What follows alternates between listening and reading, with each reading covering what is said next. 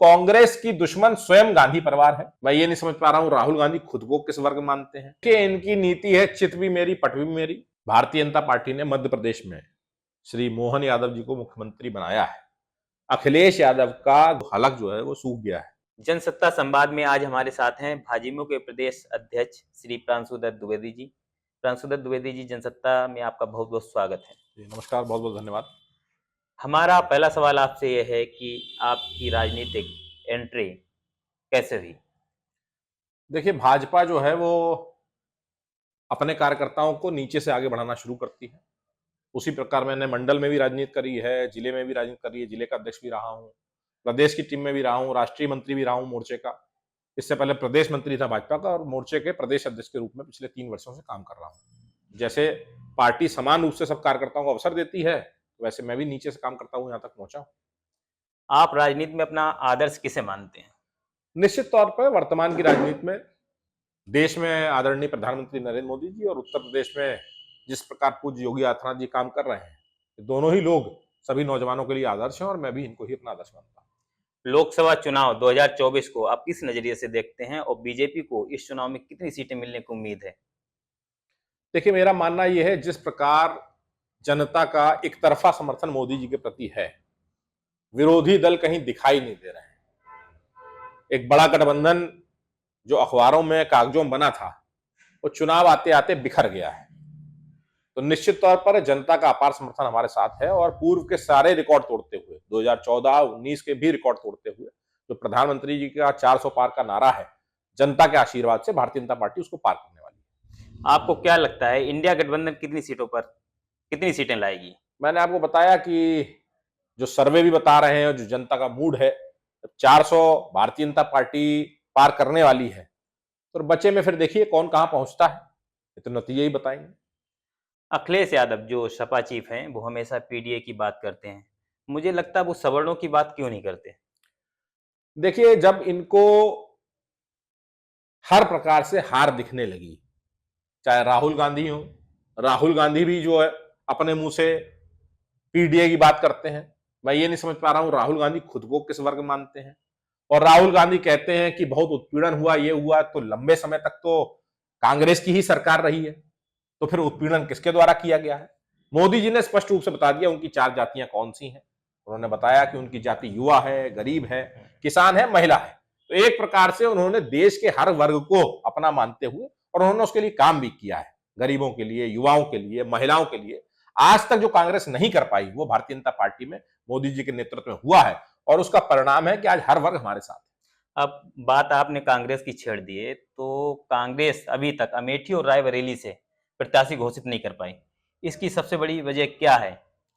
देखिए, जो सीटें कांग्रेस की परंपरागत सीटें कही जाती थी, जहां सदैव गांधी परिवार जीतता था, तो यही आप समझ लीजिए कि इनकी वर्किंग कितनी खराब रही होगी। आज ये उत्तर प्रदेश में किसी सीट पर लड़ने की स्थिति में नहीं, केरल में जाकर एक सीट पर लड़ रहे हैं और देश का एक बड़ा भाग जो जहां से पूरी तरह से उत्तर प्रदेश, मध्य प्रदेश, राजस्थान, ये पूरे साफ होने बिल्कुल होने कगार पर है।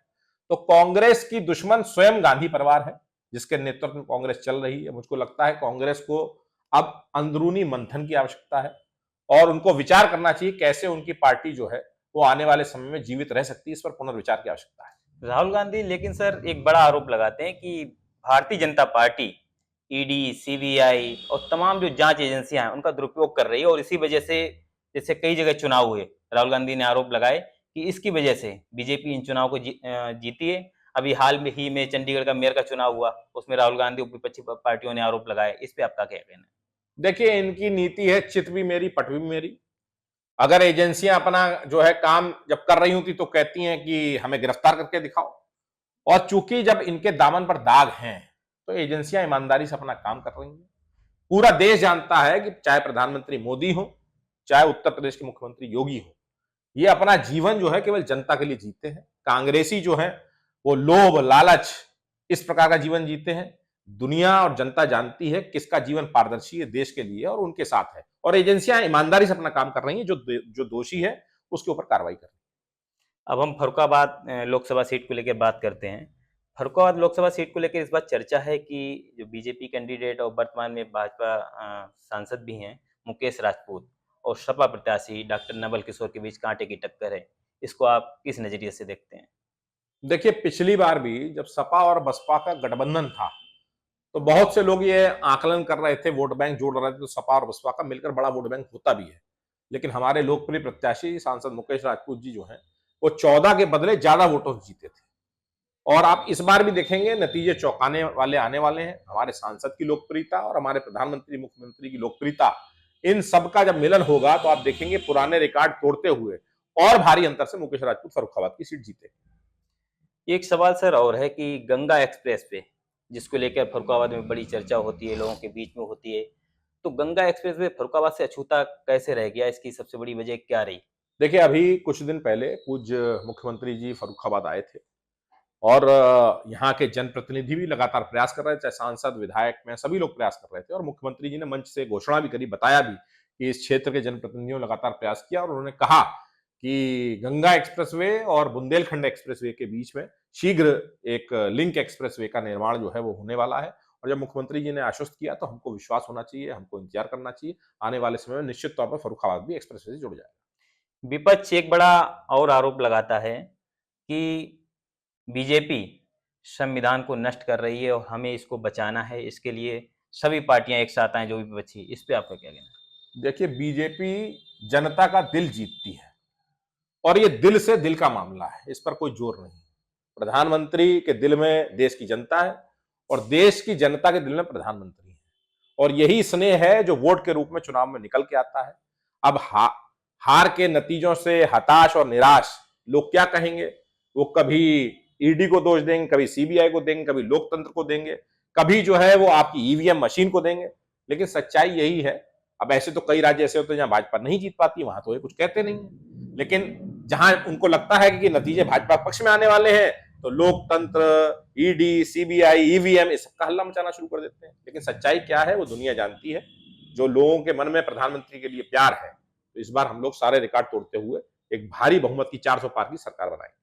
अखिलेश यादव जी ने अभी एक बड़ा आरोप लगाया है कि जो मध्य प्रदेश के मुख्यमंत्री हैं मोहन यादव जी, बीजेपी ने केवल यादव जात देख के उनको मुख्यमंत्री बनाया है, क्योंकि यादव वोट बैंक उत्तर प्रदेश और जो हमारे हिंदी पट्टी के राज्य हैं उनमें अच्छी खासी तादाद है। इस पे आपका क्या कहना है? देखिए, जिस दिन से भारतीय जनता पार्टी ने मध्य प्रदेश में श्री मोहन यादव जी को मुख्यमंत्री बनाया है, अखिलेश यादव का हलक जो है वो सूख गया है और उनको ये डर है कि पूरा यादव वोट, चूंकि यादवों में भी बड़ी संख्या में आर्मी में, फौज में, पुलिस में लोग हैं जो कट्टर राष्ट्रभक्त हैं, तो उन सबको देश का हित पता है और वो जानते हैं कि लोकसभा के चुनाव में किसके साथ जाना है।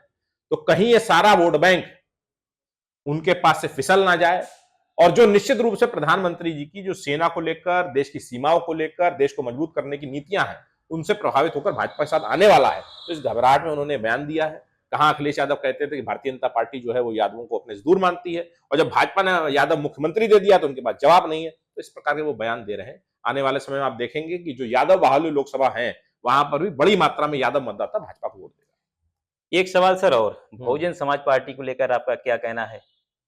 देखिए, बहुजन समाजवादी पार्टी भी अपना चुनाव लड़ रही है और अखिलेश यादव भी अपना चुनाव लड़ रहे हैं। लेकिन मेरा मानना यह है कि इस चुनाव में कोई दूर दूर तक नहीं, भारतीय जनता पार्टी एक तरफा 80 की 80 और देश में 400 पार का जो हमारा लक्ष्य है वो पूरा करने वाली है। विपक्ष ने भारत रत्न को लेकर भी सवाल उठाए कि जो भी चौधरी चरण सिंह जी को वो भारत रत्न दिया गया, उसकी सबसे बड़ी वजह यही थी कि रालोद को किस तरह से अपने खेमे, एनडीए खेमे में शामिल किया जाए। देखिए, सच्चाई तो ये है कि कांग्रेस की भी लंबे समय तक सरकार रही, लेकिन उन्होंने सिर्फ और सिर्फ एक परिवार को सम्मानित करने का काम किया।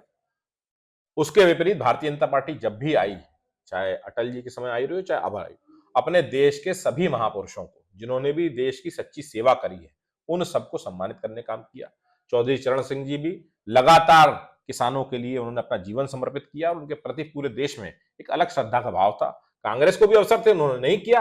भारतीय जनता पार्टी चूंकि सभी महापुरुषों को, चाहे उनके दल के रहे हो ना रहे हो, सबको सम्मानित करती है, उसी क्रम में इनको भी किया है। आगे भी जब भाजपा की सरकारें होंगी, देश के लिए अच्छा काम करने वाले सब लोगों का सम्मान पहले भी किया, आगे भी करेंगे। सर एक लास्ट सवाल, अखिलेश यादव की पार्टी ने 2019 के लोकसभा चुनाव में 5 सीटें जीती थी। इस बार क्या लगता है कितनी सीटों पर विजेता बनेगी इस समाजवादी बार पार्टी? 80/0 का नतीजा आने वाला है, ऐसा मुझे पूर्ण विश्वास है। प्रांशु दत्त द्विवेदी जी, हमसे बातचीत करने के लिए आपका बहुत बहुत शुक्रिया। आपको भी बहुत बहुत धन्यवाद, और आपके पाठकों के माध्यम से भी मैं निश्चित तौर पर कहना चाहूंगा कि जो भी वोटर्स हैं वो देश के हित में वोट करें। आपने मेरा समय लिया, आपने अपना समय दिया, इसके लिए बहुत